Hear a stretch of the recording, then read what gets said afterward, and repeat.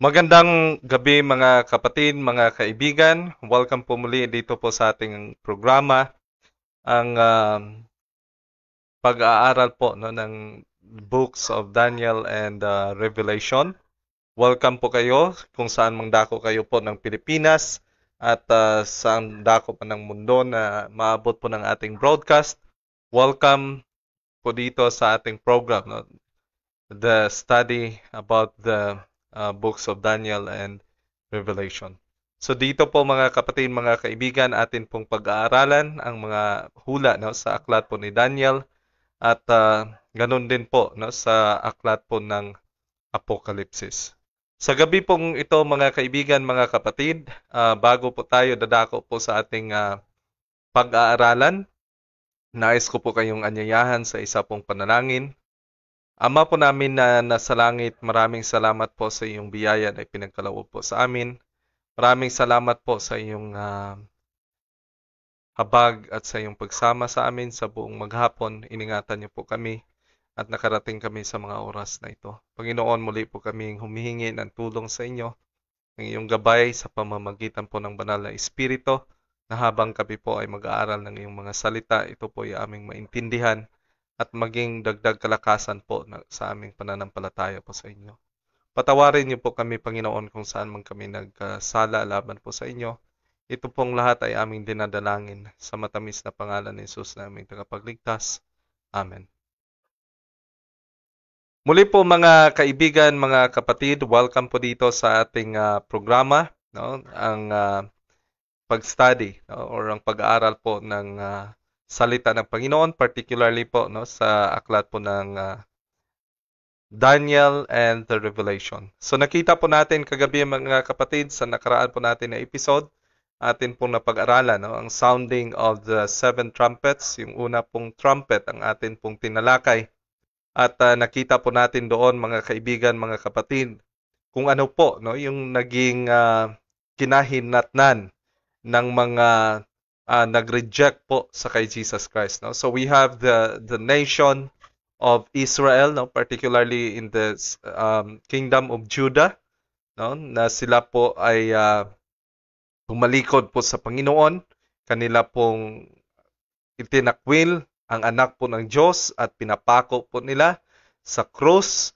At nakita po natin mga kaibigan, mga kapatid, na the protection of God was withdrawn from them. No? Kinuha po yung protection and they were given to the hands of the enemies, which is the kingdom of Rome. At nakita po natin mga kaibigan, mga kapatid, kung maalala po natin na it was prophesied, no, even in the time of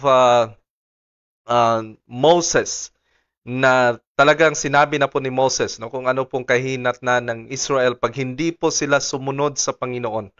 At ganun din po, mga kapatid, mga kaibigan, nakita din po natin yung Rome, no, na sa lahat po ng kingdoms, mga kaibigan, mga kapatid, yung Rome po ang meron pong pagkakataon, precious na pagkakataon, mga kaibigan, mga kapatid, pagkat ang Panginoon mismo, no, ang anak ng Diyos na si Jesus Christ mismo, ang bumaba po dito sa lupa. Pinahayag niya po yung Ama, pinahayag niya po yung paghahangad ng Ama na mabigyang kapatawaran ang lahat ng tao, na mabigyang pag-asa ang lahat ng tao. Pero nakita po natin yung Rome, mga kapatid, na wala po silang interest, no, in the God of Israel. Bagkos mga kaibigan, mga kapatid, kanila pong sinubukan, no, na lipunin, usigin ang bayan po ng Panginoon, at nakita po natin that they have destroyed Jerusalem, they have destroyed the temple in Jerusalem, at nakita po natin mga kaibigan, mga kapatid, that from then on, no, from in 70 AD, na-destroy po yung Jerusalem, at sila po, no, ay hindi na po kinilala ng Panginoon bilang kanyang bayan, no, as a nation, no, from especially, no, from AD 34, and they were destroyed in 70 AD. Nakita din po natin mga kaibigan, mga kapatid, no, ang naging parusa sa Kingdom of Rome dahil po sa kanila pong pag-resist, no, sa Panginoon. Kaya po sa gabi pong ito ay atin pong pag-aaralan mga kaibigan, mga kapatid, no, ang sounding of the seven trumpets, but we will focus on the second, the third, and the fourth trumpet, mga kaibigan, mga kapatid. So dito po, napag-usapan na natin yung first trumpet, no? And we have already the second trumpet, mga kapatid. So babasahin po natin yung mga talata.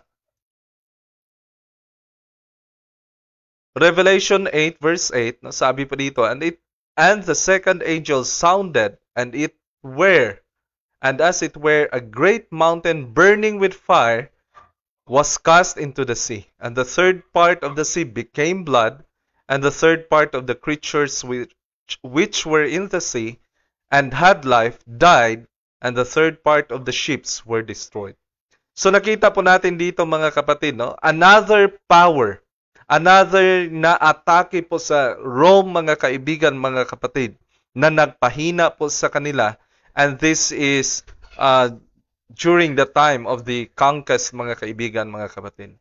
And we have to remember that the mountain, no, yung tinatawag po na mountain in the prophecy, kagaya po ng ating napag-aralan in Daniel 2, no? The mountain represents nation, no?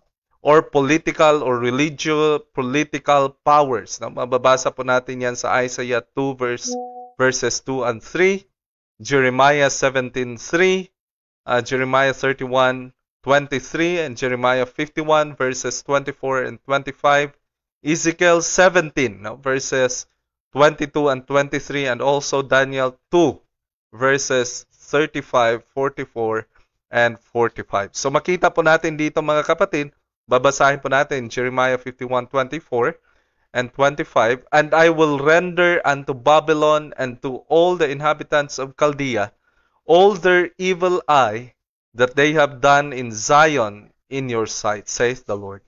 Behold, I am against thee, O destroying mountain, saith the Lord, which doeth all the earth, destroyest all the earth, and I will stretch out mine hand upon thee, and roll thee down from the rocks, and I will make thee a burnt mountain. So makita po natin dito mga kaibigan, mga kapatid, na yung mountain, no, it represents political power. It represents nation, no? Dito po sa Jeremiah, it represents Babylon, no? Kaya po mga kaibigan, mga kapatid, nakita po natin and the events that we are going to see, no, in accordance with the Daniel, the prophecies of Daniel, particularly po mga kapatid, no, in relation to the signs of the second coming of Jesus Christ in Matthew 24.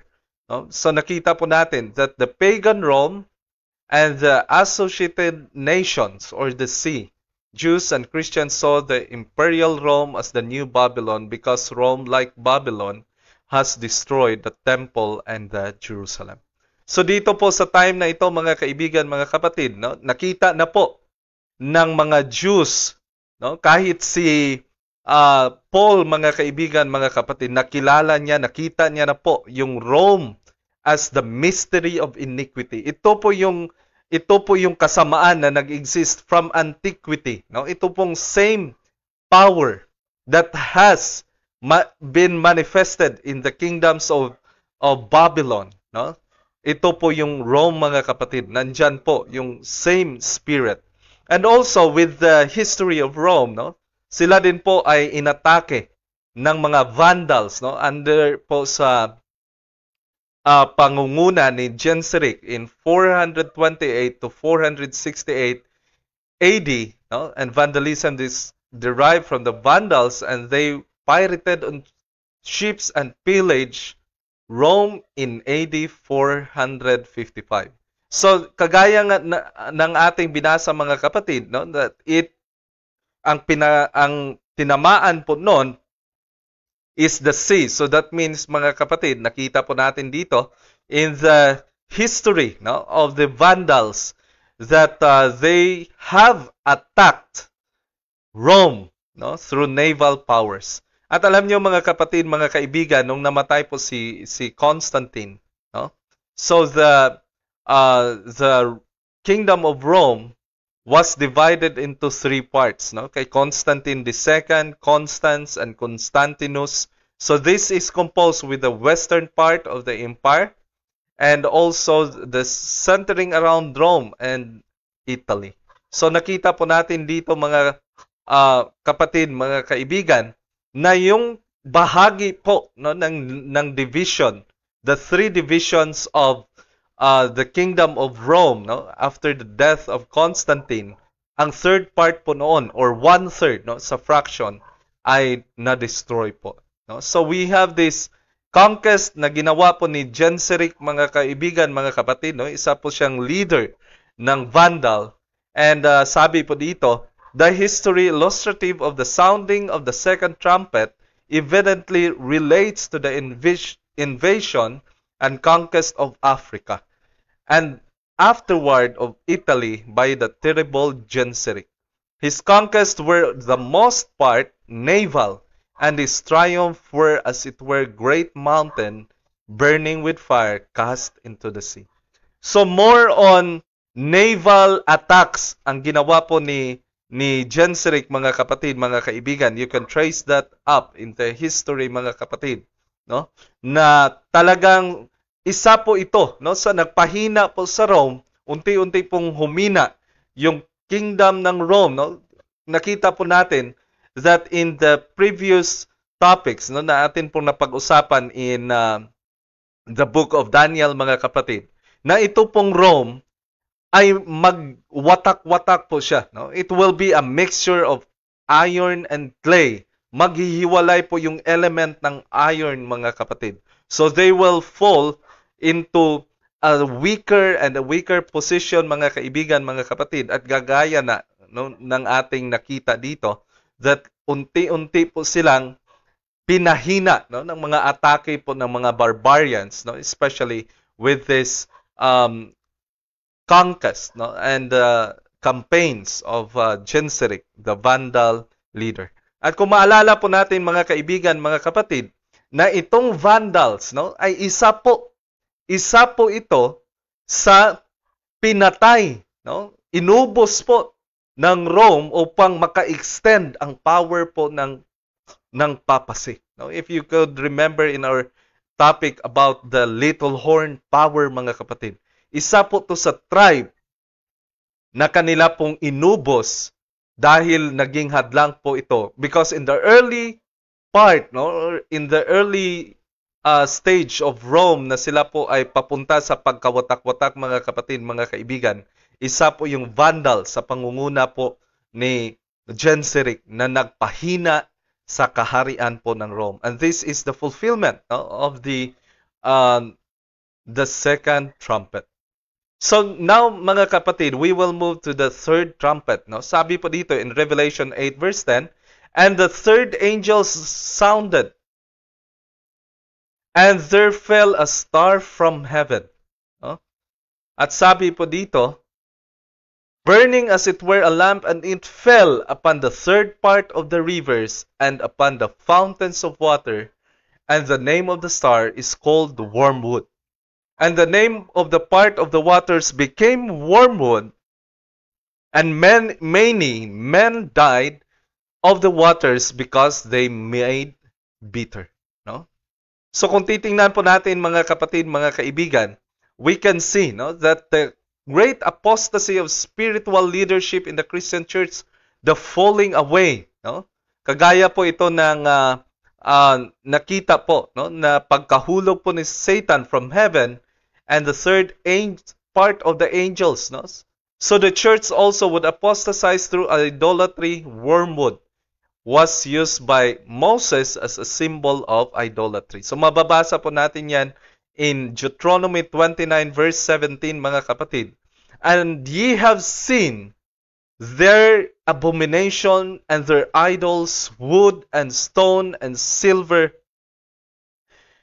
and gold which were among them. Lest there should be among you man or woman or family or tribe whose heart turneth away from this day from the Lord our God, to go and serve the gods of these nations, lest there should be among you a root that beareth gall and wormwood. So makita po natin dito mga kapatid, if we can remember also in the third stage of the church, in the seven churches, yun po yung panahon mga kaibigan, mga kapatid, na nagkaroon po ng introduction ng Balaam doctrine na nagbibigay po ng pahintulot sa mga bagay na hindi po kaaya-aya sa harap po ng Panginoon. Kagaya po ng ugali ni Balaam na mahal niya po yung suhol ng paggawa ng hindi sang-ayon sa kalooban ng Panginoon. Suhol sa paggawa ng hindi matuwid na bagay, mga kapatid, mga kaibigan. At ito po yung nangyari during the time of the third trumpet, mga kapatid. And at the same time, the invasion of the Roman Empire by the Huns under the leadership of Attila in the 5th century. So isa po sa tanyag na mga conqueror, mga kapatid, of Rome is Attila. So siya po ay isa pong leader ng Huns at kanila pong inatake ang Roman Empire, mga kapatid. At sabi po dito sa isa pong sulat ni Keith, sabi po dito, it was the boast of Attila that the grass never grew on the spot where his horse had trod. The Western Rome with the Senate and the people of Rome humbly and fearfully depreciated the wrath of Attila, and the concluding paragraph of the chapters which record his history is the symbol of symptoms of decay and ruin. The Roman government, the name of the star is called wormwood. So nakita po natin dito, mga kapatid, mga kaibigan, na sa pamamagitan po, talagang pinalaki ni Attila, pinagmalaki po niya na kahit saan, kung saan man makaapak yung kanyang kabayo, wala na pong tutubo na damo doon. So nakita natin, this is one of the contests or one of the campaigns ng mga umatake po sa Rome, mga kapatid, na nagdagdag po sa pagkahina ng Roman Empire, mga kapatid. And they have it has resulted to the division of the Roman Empire. So makita din po natin dito, mga kapatid, that there will be a fourth trumpet.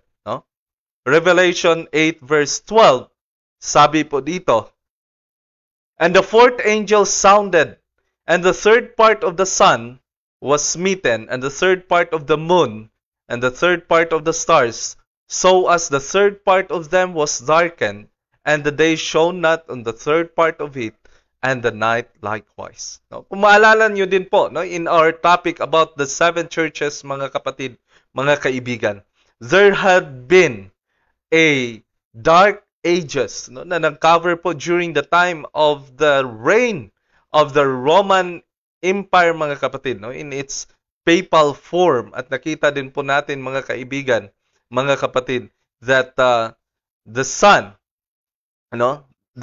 that represents Jesus Christ, ay talagang nawala.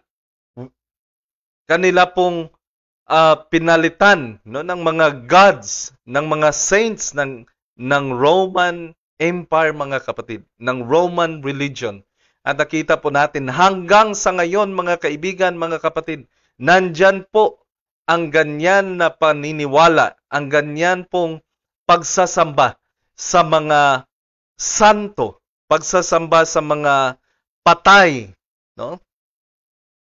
kinakausap po nila yung mga santo ng patay sa halip po na sila po ay lumapit sa buhay na Diyos, mga kaibigan, mga kapatid.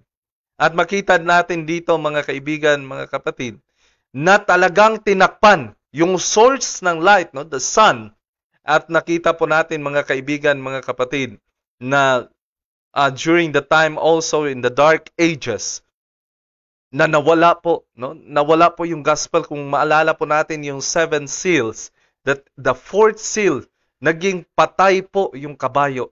At yung sumakay po sa kanya, no? The bearer of that message, mga kaibigan, ay tinatawag din na death, no? Kasi nga po, talagang ginutom ang mga tao sa totoong katotohanan.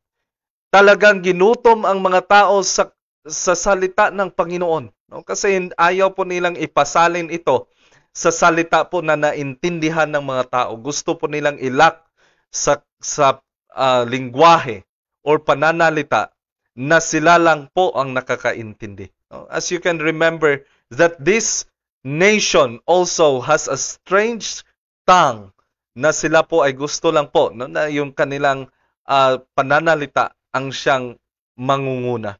Kaya po nakikita po natin dito mga kaibigan, mga kapatid, that sabi po dito sa Micah 3 verse 5, "Thus saith the Lord concerning the prophets that make my people hear, that bite with the teeth, and cry peace, and he that putteth not into their mouths, and they even prepare war against him." Alam niyo mga kaibigan, mga kapatid, ito po ang klase sa mga preacher, mga klase sa mga pastors, no? Mga pare, mga teachers, no? Nag-aangkin po na nagtuturo patungkol po sa salita ng Panginoon, na nililid yung mga tao sa paggawa po ng kasalanan, no? Kagaya po ni Balaam, mga kapatid, na kanya pong nilid, kanya pong tinuruan ang Israel na lumabag po sa utos ng Panginoon upang sila po ay magkasala. Ito po yung nakakatakot. Yung mga tao na kung saan tinuturuan po tayong lumabag sa kalooban po ng Panginoon. Pag nakarinig po na tayo ng ganyan, mga kaibigan, mga kapatid, na tayo po ay tinuturuan sa paglabag sa kalooban ng Panginoon, nako po, matakot po tayo. Makapanindig balahibo po ang ganyan, mga kapatid, no? Na sila po ay magsasabi peace, no? Huwag kayong mag-alala, huwag kayong mag-alala. Okay lang yan, hindi tayo mamamatay. Naku, nakakatakot yan, mga kapatid. Sabi po dito sa verse 6, "Therefore night shall be unto you, that ye shall not have a vision, and it shall be dark unto you, that ye shall not divine. And the sun shall go down over the prophets, and the day shall be dark over them." Alam niyo mga kaibigan, mga kapatid, so long time, mga kapatid. Imagine niyo po, no? Na inusig po yung bayan ng Panginoon from the 31 AD, no? Lalo na po, no? In the 34th hanggang sa dumating po ang time ng paghahari po ng Roman Empire, mga kapatid, especially in the papal stage, no, sa papacy, na 1,260 years, mga kaibigan, mga kapatid, na binan po nila, pinagbawal po nila yung Bible, mga kapatid, no? At alam niyo po kung anong nakakalungkot pag ganito po ang sitwasyon po ng mga tao, mga kaibigan, yung sitwasyon po ng bayan ng Panginoon pag sila po ay tumalikod. Alam niyo po kung anong mangyari, kagaya nga po ng ating binasa kanina. There will be no vision, no? So long that God's church has existed without a prophet. Wala pong prophet, mga kaibigan. Wala pong vision na nakikita pagkat ang mga tao po ay hindi na po sumusunod sa utos po ng Panginoon. Bakit po? Kasi po ang nakaupo na po sa power was the pagans under the papal Rome, mga kapatid, at hindi na po nila tinuro ang patungkol po sa utos ng Panginoon. Ang naging hari na po at naging utos ay ang papacy. Kung ano man po ang mandato ng papacy, mga kaibigan, mga kapatid, with their political ambitions and political desire, mga kapatid, no? Talagang gumawa po sila ng persecution sa lahat ng papalaganap, no, ng salita po ng Panginoon. Sobrang dami, no, ng mga martyrs, mga kaibigan, mga kapatid, ang namatay dahil lang po sa kanilang pinaglalaban na karapatan sa pagbasa at pagkakaroon ng possession ng Bible, mga kaibigan, mga kapatid. Kaya po nakakalungkot, no? Ito pong nakakalungkot na situation po ng bayan ng Panginoon. Then shall the seers be ashamed and the diviners confounded, yet they shall all cover their lips, for there is no answer of God. Alam niyo mga kaibigan, mga kapatid, kagaya po ng naisulat po sa hula po ni Daniel, magagapi po yung bayan ng Panginoon for 1,260 years. Magagapi po sila. Why? There is no prophet. Wala pong prophet na nag-exist. Wala pong prophet na nakakakita ng vision. Wala po nakapadala ang Panginoon ng vision. Why? Because the people are not following His will. No? Kaya po mga kaibigan, mga kapatid, pag nag-exist na po yan sa church, there is no vision.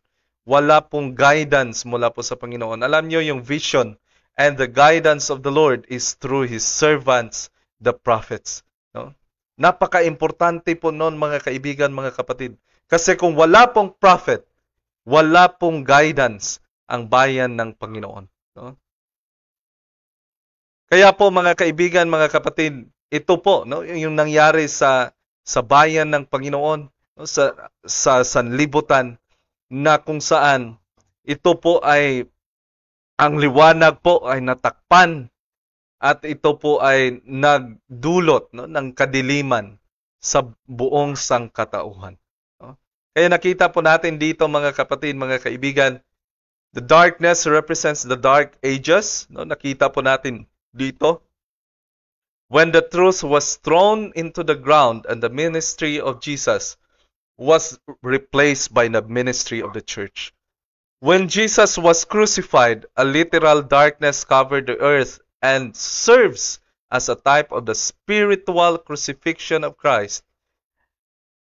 The Reformation of the 16th century ended the Dark Ages. Alam niyo mga kaibigan, mga kapatid, ito po yung nakakalungkot na bahagi po ng experience po ng bayan ng Panginoon. No? That the truth was cast into the ground and there was a dark ages, mga kapatid. No? Isipin niyo po, sa halip na si Jesus Christ yung magiging sentro ng atensyon ng mga Christians, mga kapatid, the attention was directed to the Pope. It was directed to Mary. It was directed to the different saints, mga kaibigan, mga kapatid. Pero malinaw po yung sinabi po ni Jesus Christ, no man comes to the Father except by me. Hanggang ngayon po, marami po ang nagpipray sa kay Mary, nagpapatulong na sila po ay, na si Mary ay makipag-usap sa kanyang anak na si Jesus Christ. Alam niyo po mga kapatid, mga kaibigan, si Jesus Christ po, no? Si Jesus Christ ay mahal na mahal po tayo. Hindi po makakarinig si Mary kasi patay na po siya. Si Jesus Christ lang po yung buhay na nasa langit. No? So, isa po sa mga deception yan, mga kapatid, the immortality of soul. Yung sinasabi na pag namatay ay mapupunta sa langit, napakalaking daya po niyan, mga kapatid. Kaya po, iniisip po ng mga tao na yung mga gumagawa po ng mabuti na namatay na ay pwede pong magpatulong doon upang kausapin yung Panginoon. Bakit pa tayo magdududa, mga kapatid, sa pagmamahal ng Diyos na kailangan pa po natin ng mga santo? No? Bakit po? Na nandyan na po yung ebidensya ng pagmamahal ng Diyos sa pagbibigay ng kanyang nag-iisang anak sa bawat isa sa atin. Na si Jesus Christ sa kabila po ng kahirapan ng kanya pong pinagdaanan dito sa sanlibutan, kanya pong in-endure, no? Hanggang sa huli. Kahit ito'y ibig sabihin na maaring hindi na po siya makabalik sa langit sa tindi po ng pagkakasala ng tao. Pero dahil po sa pagmamahal, mga kaibigan, mga kapatid, binigay po ni Jesus Christ yung kanyang buhay para sa bawat isa sa atin. upang tayo po ay magkaroon ng pagkakataon na maibalik po sa Panginoon. No? Kaya po, wala po tayong pagdududahan sa pagmamahal po ng Diyos at ng kanyang anak na si Jesus Christ sa bawat isa sa atin. Also, we have the attacks in Rome, mga kapatid, no? During the time of the remnant of the Attilian, sa remnant ni Attila, no? Under the leadership of Odoacer, no? The sun, moon, and stars have been interpreted as luminaries of the Western Roman Empire. The emperors, senators, and the consuls with the extension of the Western Roman Empire. And in AD 476, and the last Roman Emperor Romulus Augustulus was dethroned by the order of Odoacer of the Attilian remnant. So nawala po yung last emperor ng Rome, mga kapatid, and then Rome in 476 AD, nahati po siya sa 10 tribes, no? The western tribe of Europe. No? Yung Rome, yung Kingdom of Rome, mga kapatid, primarily ay sa ngayon sa ating kapanahunan, ito po yung kilala po natin as Europe. No? Kaya mga kaibigan, mga kapatid, makikita po natin kung paano po, no, na pinarusahan ng Panginoon o iniwan ng Panginoon ang mga tao po, no, na hindi po sumunod sa kanyang kalooban. Isaiah 60 verse 2, For behold, the darkness shall cover the earth, and the gross darkness the people. But the Lord shall arise upon thee, and His glory shall be seen upon thee.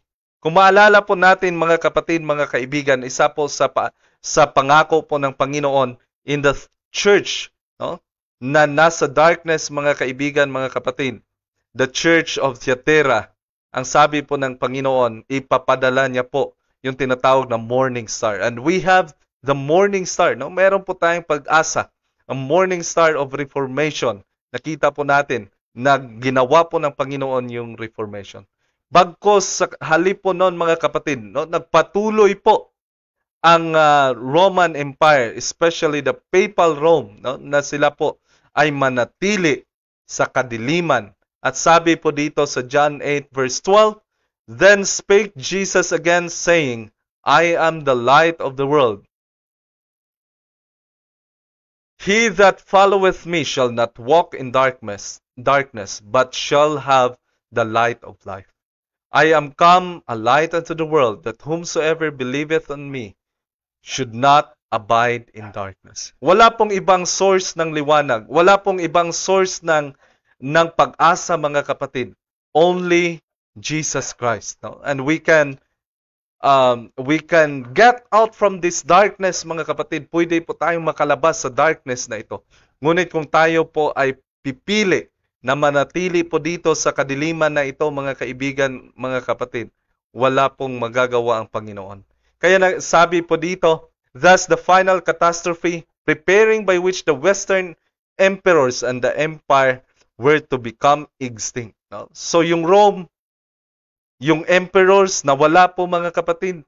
Hindi na po nag-exist yung mga emperors, and some 20 years or more from the death of Attila, and much less, no, from that of Genseric,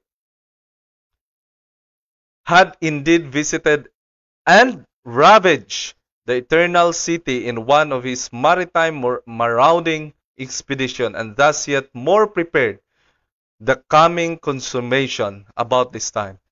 I say Odoacer, chief of Heruli, a barbarian remnant of the host of Attila, left the Alpine frontiers of Italy, interposed with his command that the name and the office of the Roman Emperor of the West should be abolished.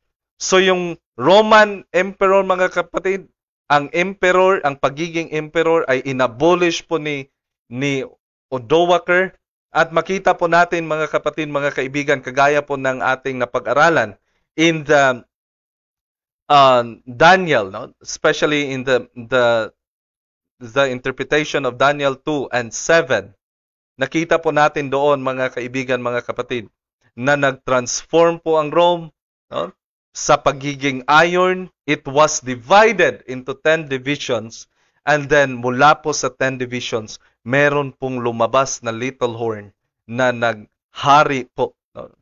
But it is the same Roman Empire, mga kapatid, but of different form. Nag-transform lang po siya into different form of government, mga kapatid. It is a mixture of the iron and clay, and that is the papacy. No?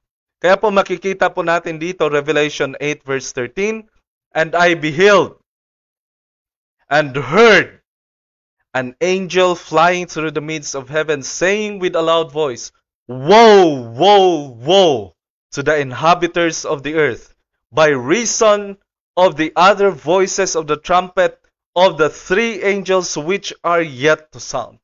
So dito po mga kaibigan, mga kapatid, sa susunod po, the fifth, the sixth, and the seventh trumpet, mga kapatid, ang tawag po dito, tatlong woe. No? Woe, woe, woe. Ito po yung pronouncement po ng angel, mga kapatid, sa sanlibutan. At makikita po natin, titingnan po natin, no? Sundan niyo po mga kapatid sa susunod po natin na episode. Tingnan po natin kung paano ba lumubog ng lumubog sa kadiliman ang mga nag-refuse na tumanggap po sa liwanag. Tingnan po natin bakit po hanggang ngayon, lalo na po ngayon mga kaibigan, mga kapatid, nasa pamayagpag na po sila ng kapangyarihan na hindi po natin alam na sila na pala yun. No? Kaya po kilalanin po natin sila mga kapatid. Titingnan po natin ano bang naging resulta ng kanila pong pag-reject sa liwanag. Nakita po natin sa Israel, binigay po sila sa Roman Empire. Nakita din po natin sa Roman Empire na hindi po sila sumunod sa Panginoon. Unti-unti po silang nawasak. Unti-unti po silang na-divide. But still, in spite of that campaigns na nagpahina po sa kanila mga kapatid, hindi po sila nagsisi. Bagkos nag-transform sila. No? Nakipaglaban pa sila. Na-divide sila into 10. Pero meron pa ring power na nangahas na makipaglaban sa Panginoon. The little horn power nangahas na usigin ang bayan ng Panginoon. And we will see the result, mga kapatid. Ano bang naging resulta nito? And we will look at that in the following sounding of the trumpets of the fifth, the sixth, and the seventh trumpet, mga kaibigan, mga kapatid. Kaya po, abangan nyo po no, sa susunod po natin na pag-aaral ng salita po ng Panginoon sa atin pong pagpatuloy sa susunod po natin na episode. At marami pong salamat sa inyong pong pagsama sa atin sa ating pag-aaral sa salita ng Panginoon sa gabing ito. And may the Lord bless us. May the Lord bless us all together with our families na maging safe po tayo. Bago po tayo magtatapos sa ating programa, mga kapatid, nais ko pong anyayahan kayo sa isa pong panalangin. Ama po namin na nasa langit, maraming salamat po, Panginoon, sa iyo pong binigay na liwanag po sa bawat isa sa amin. Tulungan niyo po kami, Panginoon, na hindi po kami matulad sa mga tao na nag-reject sa liwanag na inyo pong ipinadala dito po sa sanlibutan. Tulungan niyo po kami na maging fresh sa aming alaala, sa aming puso't isipan, ang katotohanan ng iyong pagmamahal sa pagbibigay po ng iyong nag-iisang anak na si Jesus Christ para po na kami ay maligtas at malinisan sa lahat ng aming karumihan. Panginoon, tulungan niyo po kami na malinisan, mabago sa pamamagitan po ng iyong pagmamahal sa bawat isa sa amin. Sa pamamagitan po ng pananatili ng iyong banal na Espiritu sa aming buhay upang ang bawat isa po sa amin ay makapaglakad sang-ayon po sa iyong kalooban. Panginoon, wala po kaming magagawa sa aming sarili, ngunit kami po ay umaasa at naniniwala sa iyo pong pangako sa bawat isa sa amin. Nabibigyan niyo po kami ng kapangyarihan na magiging anak niyo at kami po ay magiging handa sa pagtanggap ng buhay na walang hanggan. Ingatan niyo po kami, Panginoon, kasama po ang aming mga viewers at kanilang pamilya. Kung nasa iba't ibang sitwasyon man po ang bawat isa. Kung may sakit, mga pagsubok na dumating po sa buhay, Panginoon, bigyan niyo po ng kapayapaan ang aming puso't isipan upang kami po ay hindi po magapi ng kaaway at mananatili po kami sa pananampalataya na magpapatuloy sa paglakad sang-ayon sa iyong kalooban. Ito pong lahat, Panginoon, ay amin pong dinadalangin. Inaasahan po namin na kami po ay iyong ingatan sa gabing ito na mailayo po kami sa kahit anumang kapahamakan at kami po ay makagising sa umaga na muli pong magpapasalamat sa iyong kabutihan sa bawat isa sa amin. Patawarin niyo po kami sa kasalanan po na aming nagawa laban po sa inyo. Ito pong lahat, Panginoon, ay amin pong dinadalangin. Inaasahan na matatanggap sa matamis na pangalan ni Jesus na aming tagapagligtas. Amen. Muli mga kaibigan, mga kapatid, marami pong salamat sa inyo pong pagsama sa ating pag-aaral sa salita ng Panginoon sa gabing ito. And may the Lord bless us all, no? Lalo na po sa ating mga viewers sa iba't ibang dako po ng Pilipinas. Nais ko pong batiin, no, ang ating mga viewers sa mga oras na ito. Sa kay